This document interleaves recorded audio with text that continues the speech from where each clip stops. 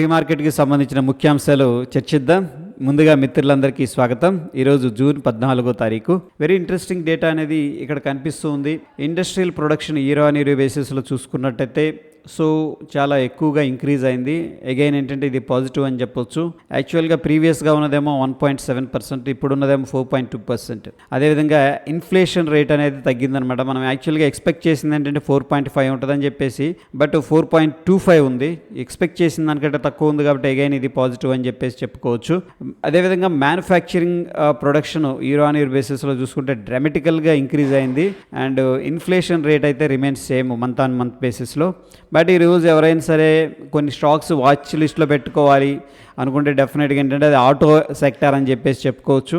ఎందుకంటే ఇక్కడ మనకి చూడండి ప్యాసింజర్ వెహికల్స్లో గ్రోత్ అనేది కనిపిస్తుంది. 14.9% ఇంక్రీజ్ అయింది. అదేవిధంగా ప్రీవియస్ మనం చూసుకున్నట్టయితే మంత్లో డిప్ అయింది 12%, -12% అంటే డిప్ అయింది అనమాట. సో ఎనీహౌ ఇక్కడ ఆటోకి సంబంధించిన స్టాక్స్ అనేది కూడా ఒక మొమెంటం అనేది ఉండే అవకాశం ఉంది. అదేవిధంగా గ్లోబల్గా ఎకనామీ అనేది మనం చూసుకున్నట్టయితే లండన్కి సంబంధించిన డేటా అయితే మొత్తం కూడా దాదాపుగా పాజిటివ్గా రావడం జరిగింది. Again it's a very positive sign అని చెప్పొచ్చు. అట్ ద సేమ్ టైం ఏంటంటే మనం చూసుకున్నట్టయితే చైనాకి సంబంధించిన డేటా అంతా దాదాపుగా నెగిటివ్గా ఉంది. ఓకే, వీళ్ళ లోన్స్ కొత్తగా తీసుకుంటున్నాయి కానీ ఓకే సోషల్ ఫైనాన్స్ ఇవన్నీ కూడా ఏంటంటే తగ్గుతూ వస్తున్నాయి. అగైన్ ఏంటంటే ఇది మిక్స్డ్ కాంటెక్స్ట్ అనేది ఉంది. ఇక యూఎస్కి సంబంధించిన డేటా కూడా అగైన్ ఏంటంటే కొంత మిక్స్డ్ కాంటెక్స్ట్లో నడుస్తుంది. ఎనీహౌ ఓవరాల్గా గ్లోబల్ క్యూస్ ఎలా ఉన్నాయనేది చూసే ముందు ఏడిఆర్స్ యొక్క సెంటిమెంట్ ఎలా ఉందనేది చూద్దాం. ప్రస్తుతం మనకి విప్రో నెగిటివ్గా ట్రేడ్ అవుతుంది.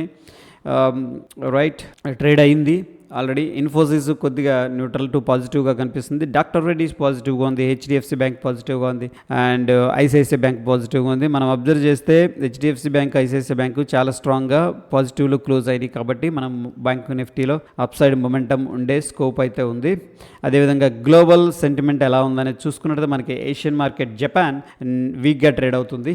అండ్ డౌ జోన్స్ కూడా వీక్గా ఉంది. ఓకే, మనం మిక్స్డ్ కాంటెక్స్ట్ యూఎస్ మార్కెట్లో చూసాం, అది నెగిటివ్గా తీసుకుంది ఓవరాల్ సెంటిమెంట్ అనేది. Okay, that is there. దాని తర్వాత రష్యా నెగిటివ్గా ఉంది. దాని తర్వాత మనకి ఎస్జిఎక్స్ నిఫ్టీ ఎలా ట్రేడ్ అవుతుందంటే ఆల్మోస్ట్ ఫ్లాట్గా ట్రేడ్ అవుతుంది. చూద్దాం ఎక్కడ ఓపెన్ అవుతుందని చెప్పేసి.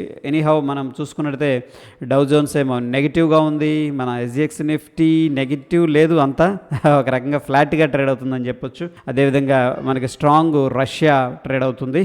ఓకే, చాలా స్ట్రాంగ్ రష్యా అనేది ఉంది. 1.82% ఐ థింక్ కమోడిటీకి సంబంధించిన ప్రైసెస్ వల్ల రష్యా చాలా స్ట్రాంగ్గా ఉండి ఉంటుంది. అదేవిధంగా మనం ఇక్కడ చూసుకున్నట్టయితే ఎఫ్ఐఎస్ యాక్టివిటీ అనేది చూస్తే 1677 కోట్లు క్యాష్ మార్కెట్లో ఇన్వెస్ట్ చేశారు వాళ్ళు. డిఐఎస్ ఏమో 203 కోట్లు సెల్ చేశారు. నెట్ చూసుకున్నట్టయితే 1474 కోట్లు క్యాష్ మార్కెట్లో ఇన్వెస్ట్ చేసినట్టు తెలుస్తూ ఉంది. ఓకే, ఎనీహౌ ఇక్కడ ఎఫ్ఐఎస్ మళ్ళీ కమ్బ్యాక్ వచ్చారు కాబట్టి పాజిటివ్ సైన్ అని చెప్పుకోవచ్చు, ఎస్పెషల్లీ నిఫ్టీ అండ్ బ్యాంక్ నిఫ్టీకి. ఎందుకంటే వాళ్ళు యాక్టివ్గా ఫ్యూచర్ అండ్ ఆప్షన్స్లో ట్రేడ్ చేస్తూ ఉంటారు.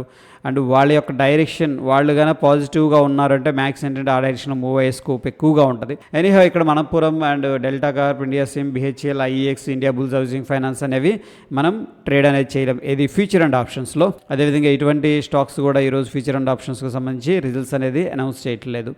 అదేవిధంగా ఓపెన్ ఇంట్రెస్ట్ అనేది మనం చూసుకున్నట్టయితే మొన్నటి రోజున యాక్చువల్గా బేరిష్ పొజిషన్స్ ఉన్నాయి, చాలా వాటికి కాల్స్ అనేది సెల్ చేశారు నిఫ్టీలో. బట్ ఇప్పుడు ఏంటంటే స్లోగా ఆ షిఫ్ట్ అనేది కనిపించింది. ఇక్కడ చూసుకున్నట్టయితే దాదాపుగా ఈ జీరో లైన్ కింద ఉన్నాయి. ఓకే, అంటే ఏంటంటే కాల్స్ ఎగ్జిట్ అయిపోయారు అన్నమాట. ఇది ఎందుకంటే మార్కెట్ పైకి వెళ్తుంది కాబట్టి వీళ్ళు ఏంటంటే కాల్స్ అనేది ఎగ్జిట్ తీసుకున్నారు.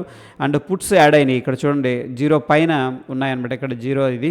ఓకే, ఎనీహౌ ఇక్కడ ఎన్ని మిలియన్ యాడ్ అయినాయి అనేది మనం చూసుకోవచ్చు. చూసుకున్నట్టు మనకి 18,700 దగ్గర అయితే ఎక్కువగా కాల్స్ ఎగ్జిట్ అయిపోయి పుట్స్ అనేది యాడ్ చేసినట్టు తెలుస్తుంది. దాని తర్వాత మనకి 18,650 దగ్గర అండ్ 18,600 దగ్గర అయితే కాల్స్ తగ్గించి పుట్స్ అనేది సెల్ చేసినట్టు ఎక్కువగా తెలుస్తుంది. ఓవరాల్గా ప్రస్తుతం అయితే బుల్లిష్ మొమెంటంలో నడుస్తుంది. ఓవరాల్ పిక్చర్ ఏంటంటే ఇద్దరు కూడా పోటాపోటీగా ఉన్నారు. బట్ ఏ లెవెల్ దగ్గర డిస్ట్రిబ్యూషన్ జరిగింది అనేది కూడా మ్యాటర్. ఒక్కొక్కసారి ఏంటంటే ఇది చూసి మనం డైరెక్ట్గా డెసిషన్ అనేది తీసుకోలేము. ఎందుకంటే ఒక్కొక్కసారి ఓటీఎంస్కి వెళ్ళి సెల్ చేస్తారు. దాని వెయిటేజ్ కూడా మనకు క్యుములేటివ్లో చూపిస్తుంది. ఓటీఎం వల్ల పెద్ద ఫరక్ ఉండదు. ఇట్స్ క్వైట్ న్యాచురల్ అనమాట. సో ఎట్ ద మనీ దగ్గర యాక్షన్ అనేది మనం చూడాలి. సో ఎనీహౌ ఇక్కడ చూసుకున్నట్టయితే మనకి 18,700 దగ్గర యాక్టివిటీ స్ట్రాంగ్గా ఉంది. ఎస్పెషల్లీ పుట్స్ చాలా స్ట్రాంగ్గా ఉన్నారు. అదేవిధంగా రెసిస్టెన్స్ విషయానికి వస్తే 18,900 దగ్గర కనిపిస్తుంది. 18,600 దగ్గర స్ట్రాంగ్ సపోర్ట్ అయితే కనిపిస్తుంది ఓవరాల్గా బిగ్గర్ పిక్చర్లో.